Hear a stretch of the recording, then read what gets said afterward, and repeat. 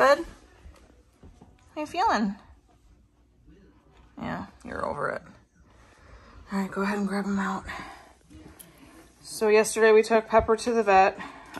He's been pretty droopy and lifeless for the last week or so. And we finally took him to the vet and found out that he has, what do they call it? Bobcat fever. Bobcat fever. We did not notice yesterday, right here on his head, he had a tick. It must have been hiding until yesterday because we didn't see it before.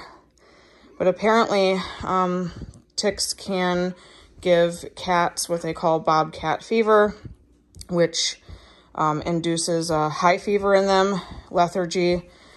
He's extremely dehydrated. The vet told us that we have a very critically ill cat. So it's pretty serious right now for Pepper, and he is on 24-hour watch and care. We were prescribed 2 antibiotics that are designed to help with bobcat fever, and he's on them for several days. The vet also told us to get Pedialyte to hydrate him, and so that's kind of what we're doing now. I know, buddy. I'm swallow. A little more, buddy. There we go. Good job. Good job. I know it's yucky, huh?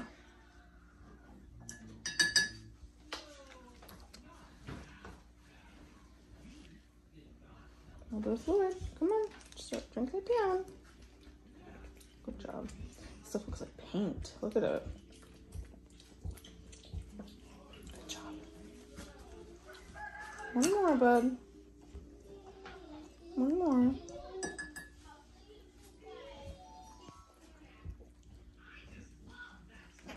Oh, that was interesting. He needs his other medicine. Yeah, sure. I was gonna say for those. Good job, buddy. I know it's no fun.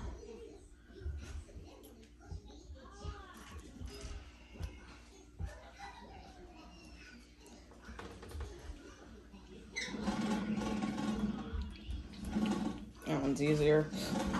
The other one's thick like paste.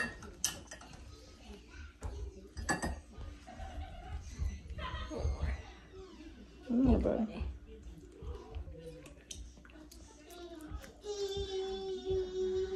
A little bit more, bud. A little bit more. Good job. Good job, bud. Come on. All right, ready, bud? Back in we go. Good boy. Good job. Time for lunch.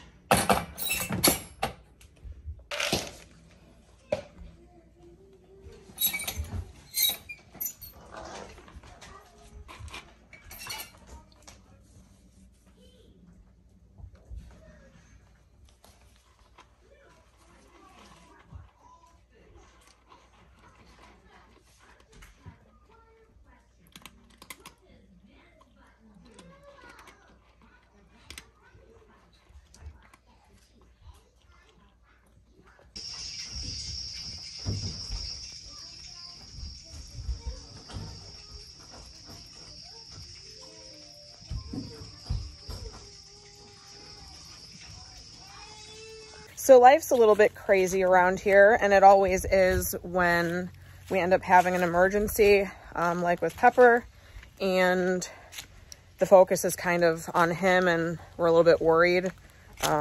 Tough to sleep at night. I had a lot of nightmares about him last night, about losing him. So my stress level is up, but we're hopeful. And with him drinking on his own like that, I'm extra hopeful now because he wasn't showing interest in liquids at all. We were getting him to eat yesterday before the vet visit. So that's good. So he's not struggling to eat. I made him an egg with a hot dog cut up and some thyme and rosemary. Those are some good healing herbs for cats that are not toxic to them. So he's eating really good. And we've got him resting in that cage so that he can be left alone. But I did head out to the garden today. It's warm. It's been super, super cold these last couple days, frigid. But I did want to show you guys how awesome my garlic is doing. So the sprouts that I showed you guys before are huge now. Some of them are 4 to 6 inches. And in spots where they weren't sprouted before, they are now. So we've got sprouts in every single bed. So the half of bed 2 that I planted, almost every single spot has sprouted. The other side, it still needs to be planted in, but that will now have garlic in that side too. That way we have bed number 3, bed number 2, and the other bed completely planted with just garlic. But look at this. This bed's doing awesome. Almost the entire bed is sprouted.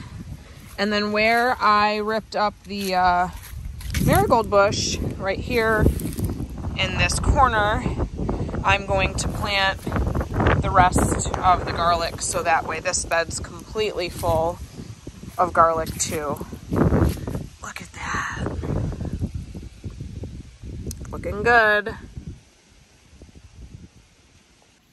So at the beginning of this video, I showed some footage of a lot of smoke. And that day, Lewis was on his way with our 5 oldest to our local library for teen night. And we weren't quite sure what was going on over there, why it was so smoky. And we learned that there was a huge wildfire in a ton of acres of pastures. A lot of baby cows were lost. And according to what my neighbor said, the farmer whose pastures burned lost, I think she said 500 to 600 bales, round bales of hay. So that was devastating. But a couple days later, after everything was taken care of, Lewis and I drove into town, and I was able to take some footage of the aftermath.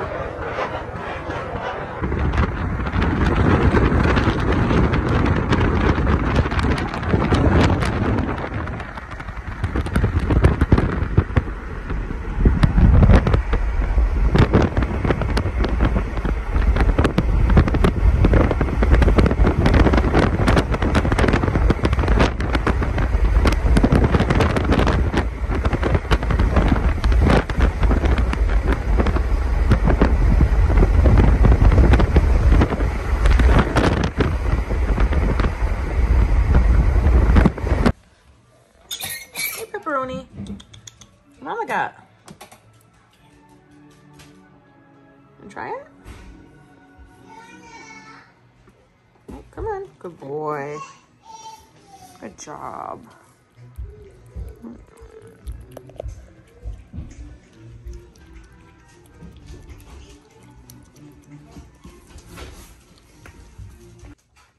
Hi, sweet boy.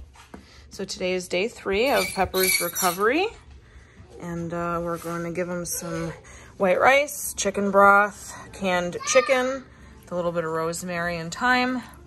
His appetite has increased. He's drinking a lot of fluids, using the bathroom regularly.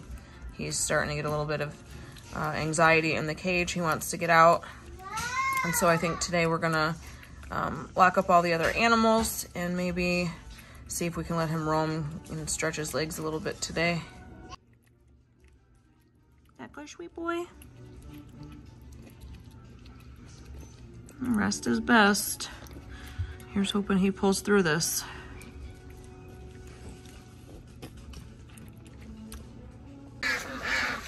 So I'm looking pretty rough this morning. It's been crazy few days taking care of Pepper. I am covered in his antibiotic and pet hair, and I kind of just rolled out of bed so I could rush to get to the garden. In between taking care of Pepper, we have our Halloween / Jeremiah's birthday party coming up in 3 days, and I've been making all the decorations for that, and then I got to bake, and so we're kind of trying to balance all of life's busyness. So this morning, me and Gabby are in the garden. We've got to get these beets in the ground or we're gonna miss our opportunity. And so, yep, that's what we're doing this morning. It's cold and it's gloomy and I really don't wanna be out here. But we're gonna get these beets in the ground and head back inside and finish party prep and check on Pepper.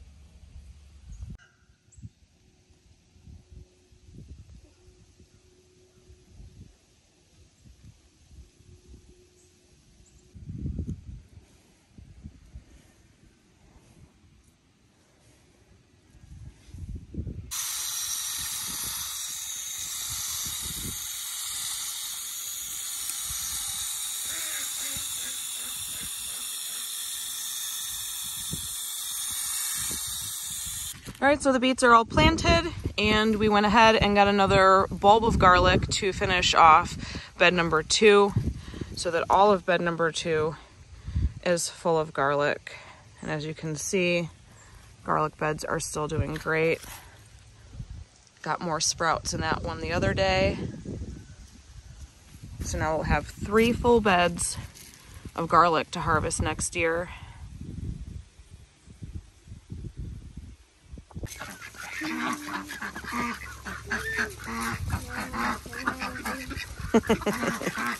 It's just marigold heads, they're not yours. They think this is food. Sorry. Didn't mean to tease.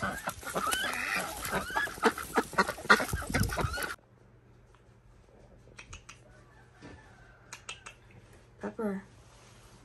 Pepper. Somebody's feeling better. You're not going outside, bud.